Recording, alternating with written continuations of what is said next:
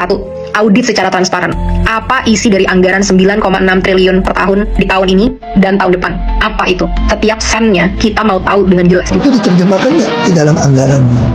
Lu jalan-jalan ke Swiss kemana-mana, bawa rombongan, habis berapa miliar ke Amerika, ya ikut rombongan nggak bisa bahasa Inggris pula. Terus habis dari kunjungan kerja, ada laporan nggak? Hasilnya apa? Sama ini nggak ada lapor dan satu. Yes. Lu cek itu dulu di website Pemda, ada laporan nggak kunjungan kerja ke daerahnya ke luar negeri? Ada anggota dewan yang habis keluar negeri ke Amerika, dia kasih nggak di websitenya laporan? Ngapain aja dia? Reformasi DPR. Kalau memang kalian tidak mau DPR dibubarkan, maka reformasi habis-habisan bagaimana cara kalian bekerja. Satu, audit secara transparan. Apa isi dari anggaran 9,6 triliun per tahun di tahun ini dan tahun depan? Apa itu? Setiap sennya kita mau tahu dengan jelas. Dan setelahnya, setelah 7 hari, kita mau kalian laporkan penyerapan anggarannya setidaknya setiap bulan kepada rakyat. Kita mau tahu apakah investasi kita itu benar-benar membuktikan dan memberikan kesejahteraan, atau ini semua hanya investasi bodong untuk kepentingan pihak-pihak tertentu. Dua, rampingkan segala anggaran. Tidak ada tunjangan ini, itu, tunjangan beras, dan lain sebagainya. Dan rampingkan jumlah anggota DPR. Bersihkan DPR dari pengkhianat-pengkhianat rakyat, pengkhianat-pengkhianat bosnya sendiri. Potong semua anggaran yang tidak urgent untuk kesejahteraan masyarakat. Rapat-rapat, kunjungan kerja ke luar negeri, patwal, dan semua itu tidak ada hubungannya dengan kesejahteraan masyarakat. Hentikan budaya gila hormat, karena kalian semua adalah karyawan. Bertingkahlah seperti karyawan. Ketiga, tolak mantan napi korupsi sebagai anggota DPR ataupun anggota BUMN. Tidak ada lagi penghargaan terhadap pengkhianat bangsa yang merampok kekayaan rakyat. 4. Hapuskan semua perlakuan istimewa yang menciptakan kesenjangan antara rakyat dan parlemen, yang membuat parlemen mati empatinya dan tidak mampu membuat kebijakan yang berpihak kepada rakyat. Contohnya, bayar pajak tidak boleh lagi ditanggung oleh APBN, harus ditanggung oleh individu. Kita tidak mau lagi melihat ada pengawalan khusus terhadap anggota parlemen. Mereka harus bertingkah layaknya masyarakat. Semua hidup kita urgent, apalagi kita yang bayarin gaji kalian dan infrastruktur dan operasional keberlangsungan negara ini. Kita yang lebih penting dibanding kalian. Transportasi, tidak ada tunjangan mobil, cukup tunjangan untuk naik transportasi umum. 4. Hapuskan pensiunan seumur hidup bagi para anggota-anggota DPR yang masa kerjanya hanya 1 periode. Kita tidak mau lagi membayari mereka sampai akhir hayat kalau memang mereka tidak mau mengabdi dengan tulus kepada masyarakat. Kedepannya, kita mau KPK atau BPK untuk meninjau dan memeriksa harta dari segala anggota DPR, dan kita mau transparansi yang besar-besaran. Semua rapat-rapat diskusi kita mau itu ditunjukkan live secara online ke rakyat. Bahkan kalau bisa, rakyat harus selalu boleh masuk ke gedung DPR untuk mendengarkan dan melihat apa yang karyawannya sedang lakukan. Kelima, turunkan gaji dan tunjangan DPR.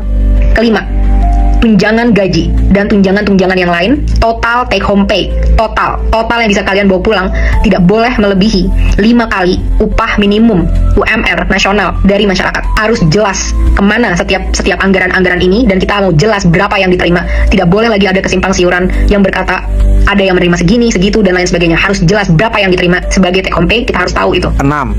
Tetapkan Key Performance Indicators (KPI) untuk anggota DPR. Keenam, tetapkan KPI, Key Performance Indicator, yang terukur bagi anggota DPR sebagai standar kinerja. Berapa RUU yang harus kalian sahkan, berapa RUU prioritas, dan lain sebagainya, harus dengan aturan yang jelas.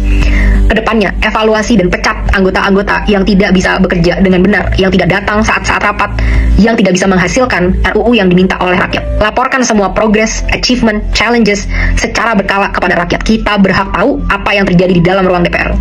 7. Audit menyeluruh BUMN. 7. Audit secara menyeluruh terhadap BUMN untuk memastikan profitabilitas. Kalian bisa tahu apa yang kira-kira mau diambil untuk ini, tapi BUMN kita rugi puluhan triliun setiap tahun. Satu BUMN. Saat banyak BUMN-nya berapa ratus triliun yang dirugikan oleh BUMN ini. Benar-benar tidak capable dalam memanage usaha badan milik negara. Karena komisarisnya hanyalah untuk tukar-tukaran kursi, negosiasi, kekuasaan dari partai politik, tapi bukan diisi oleh orang-orang yang kredibel di bidangnya. 8. Batalkan rencana kenaikan pajak. 8. Batalkan rencana kenaikan pajak yang sudah sangat memberatkan masyarakat, termasuk rencana kenaikan BPJS kepada masyarakat. Berhenti mencekik dan memeras kita. Saatnya kalian bekerja. 9. Adili pelaku pembunuhan Afan Kurniawan seberat-beratnya. Kapolri yang dinilai gagal melindungi masyarakat diminta turun jabatan. 9. Adili pembunuh pahlawan kita Afan seberat-beratnya. Aparat harus tahu konsekuensi apabila mereka menggunakan power di jalan yang salah. Negara harus menanggung dampak dari semua ini, karena semua ini terjadi karena kegagalan kalian menanggung keluarga dari Afan. Lengserkan Kapolri. Kapolri telah gagal memberikan komando untuk melindungi masyarakat. Ke-10. naikkan standar gaji guru agar sepadan dengan peran mereka sebagai pahlawan bangsa.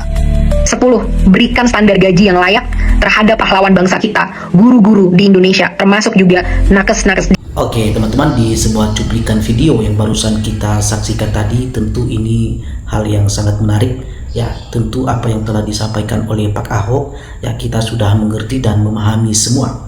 Dan teman-teman, ya mari kita lihat apa komentar para masyarakat Indonesia terkait ya tanggapan atau statement Pak Ahok ini yang kita tonton bersama tadi. Nah, pada kesempatan ini teman-teman kita lihat bahwa ada yang menyampaikan bahwa katanya dan satu lagi DPR tidak boleh mencalonkan 2 kali periode. Nah, ini adalah komentar-komentar yang mengarah kepada Pak DPR ini teman-teman ya. Kekayaan anggota DPR yang disimpan di luar negeri segera disita. Ya, segera buat kehidupan rakyat miskin segera ya, miskin segera. Jadi di sini dikatakan bahwa ya bila ada ya para anggota dewan atau para DPRD ini yang kedapatan ya kekayaan mereka itu yang mereka simpan di luar negeri, ya kalau bisa pemerintah rakyat Indonesia segera sita hal itu, ya jangan dibiarkan, ya diambil harta mereka itu, dikembalikan ke Indonesia dan dibuat untuk rakyat yang miskin. Nah, itu kurang lebih seperti itu teman-teman. Untuk apa? Ya supaya ya ada manfaatnya, ada keuntungannya bagi masyarakat Indonesia. Ya kalau selama ini mereka hanya mengkorupsikan uang negara atau dana-dana atau uang anggaran, ya kalau bisa uang-uang yang mereka simpan itu ya kita ambil kembali teman-teman, ya kita bagi-bagikan kepada rakyat yang miskin. Ayo ya rakyat Indonesia, dukung Ahok dan Salsa Erwin ini ya untuk memberantas para koruptor dan menteri-menteri yang koruptor, anggota para DPR, dan dibubarkan saja. Kalau sikap ya DPRD ya masih tidak ada perubahan teman-teman, masih tetap seperti ini, ya kita setuju saja kalau misalnya DPR nanti di tahun 2029 ya mendingan tidak usah dipilih atau dibubarkan saja, ya karena tidak memberikan harapan ya bagi masyarakat Indonesia. Mantap untuk bangsa Salsa ini, ya dengarkan seluruh rakyat Indonesia, jangan sampai kita dibohongi lagi. Nah, jadi kita mendengarkan tadi apa yang disampaikan oleh Ibu Salsa ini, ya ini memang kritik ya pedas untuk para pemerintah termasuk para DPRD ini teman-teman ya. Nah, jadi sama apa yang dikatakan oleh Pak Ahok juga, ya ini lebih ya mengkritik lebih ya supaya ada perbaikan ya kepada pihak para DPR ini. Terima kasih Mbak Salsa atas pencerahannya, ya ini sangat luar biasa untuk mencerahkan masyarakat Indonesia. Terus ya suarakan kebenaran demi kejayaan NKRI ini ya. Bravo untuk Ibu Salsa, ya semoga Pak Prabowo bisa mendengarkan dan menerima masukan Ibu Salsa ini dan melaksanakan suara rakyat dan dengan baik ya. Ya, sangat bangga sekali mempunyai anak muda yang seperti Salsa karena sangat berani mengkritik para DPR ya. Lanjutkan untuk Bak Salsa ini. Ya, setuju batalkan ya kenaikan pajak dan BPJS kepada rakyat ya dan lengserkan Kapolri Listio segera. Setuju Bak Salsa ya. Ini Kartini zaman ini yang membela rakyat merdeka. Gaji para DPRD semakin disamakan dengan PNS, wajib tidak dengan gaji khusus, mereka sama dengan PNS juga ya, urusin negara ini. Uang para koruptor hasil nyolong disimpan di bank Swiss luar negeri dan sebagian disimpan di apartemen mewah ya di Singapura. KPK kejaksaan harus cek semua itu dan tarik kembali dan kembalikan ke rakyat. Sisa APBN yang harusnya dikembalikan ke rakyat malah buat kemakmuran partai dan pemerintah. Ini sangat stres ya.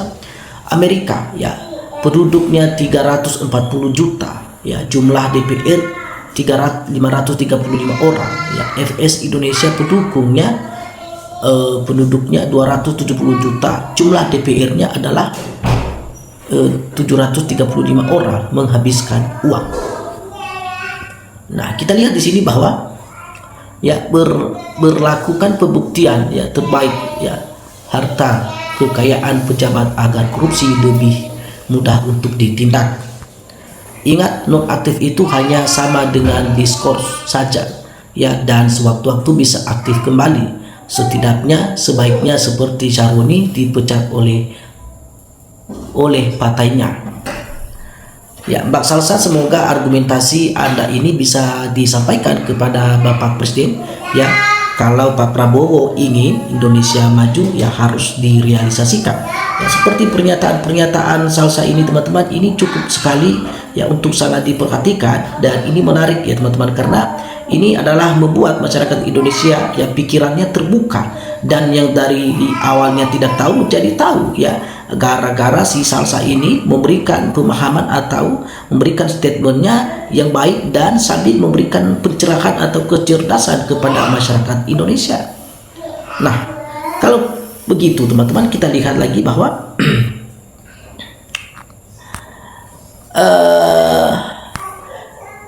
ya, ini ada yang mengatakan benahin ya, jangan rusak negara kita, jangan sampai terulang lagi.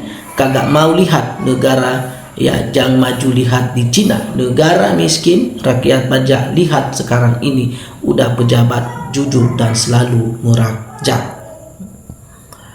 Jadi kalau yang begini baru bisa jadi wakil rakyat ya. Semoga ya Tuhan menurunkan manusia pilihan-pilihan jujur yang memimpin negara Indonesia, yang takut akan sumpahnya kepada Tuhan ya.